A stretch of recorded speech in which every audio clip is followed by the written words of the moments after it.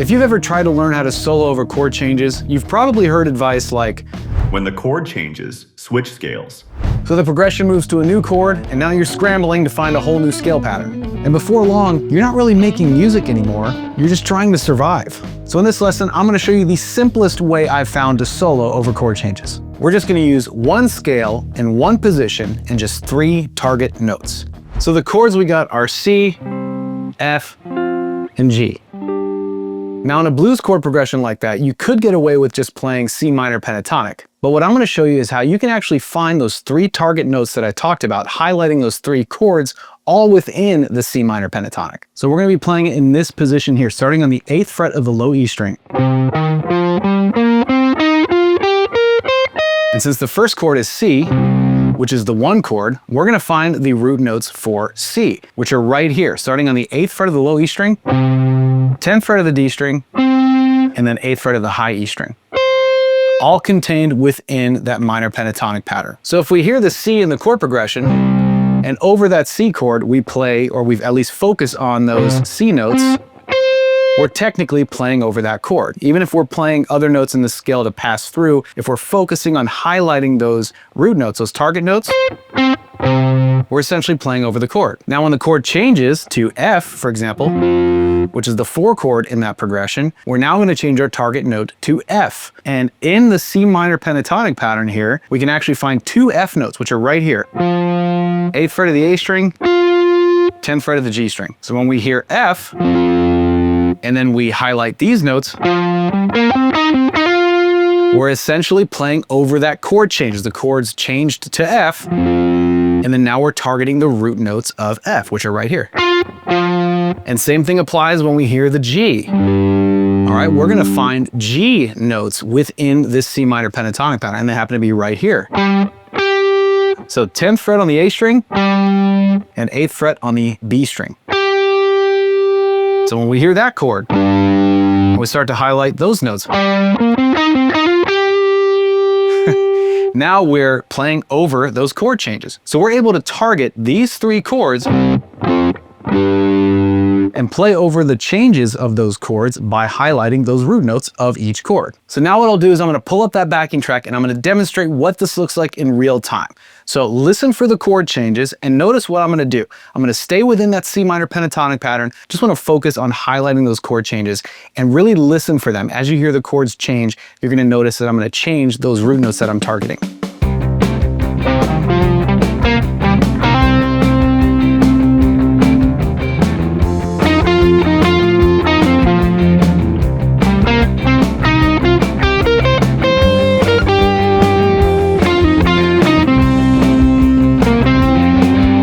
Go around of it.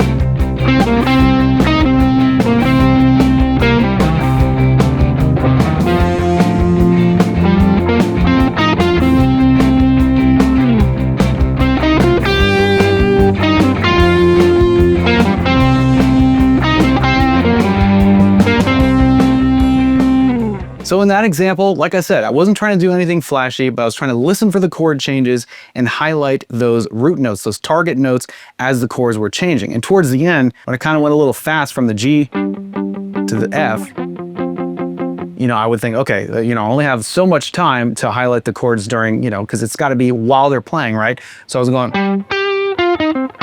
and trying to remember to time it right. So I was playing the proper target notes over the proper chord, and it kind of turned out to be this really nice phrase that resulted from it. And the thing is, in the beginning, it might feel like you're just chasing the progression to target those notes, but that's okay. That's how it should be when you start. And of course, with a simple thing like just a single root note, a single target note for each chord, that's as simple as you can possibly get with it. Of course, once you get comfortable with that, then you can start to graduate to adding more notes. By the way, if you're getting value out of this lesson, do me a favor, hit that like button and consider subscribing to our channel if you haven't already. So what I'm gonna do right now, we're gonna have a little bit of fun. I'm gonna throw that backing track back on. We're gonna have a little interactive jam. So what's gonna happen is I'll take 12 bars and then you take 12 bars, right? Then I'll take another 12 bars and then you take 12 bars. And I'll signal you to make sure, that you know to go. But what I'm gonna do is exactly what I just showed you, only staying within that one pentatonic box, that one pattern, and highlighting those chord changes, those target notes as those chord changes come. I'll kick it off.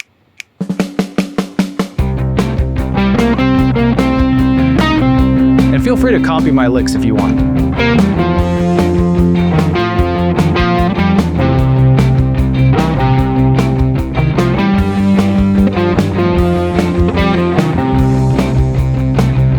All right, your turn.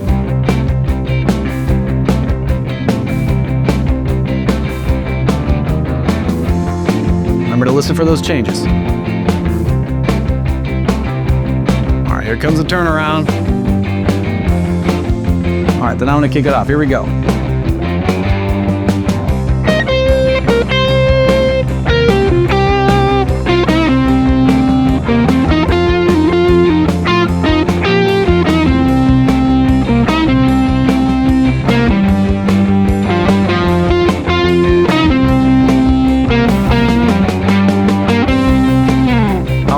Your turn, give me some.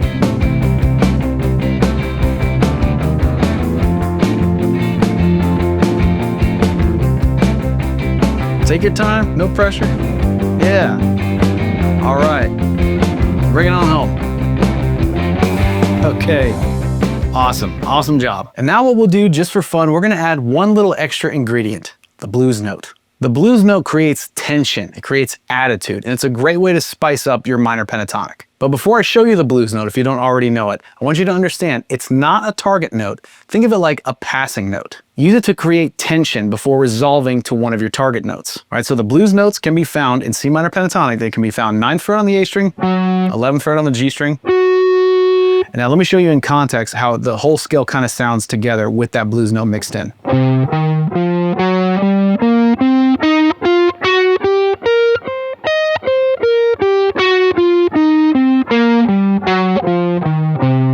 It's a very familiar sound. It's a sound we know and love in blues and rock guitar. So now one final time, I'm gonna throw on that backing track and just demonstrate how you can use that blues note as a passing note when you're targeting those other notes to highlight the chords.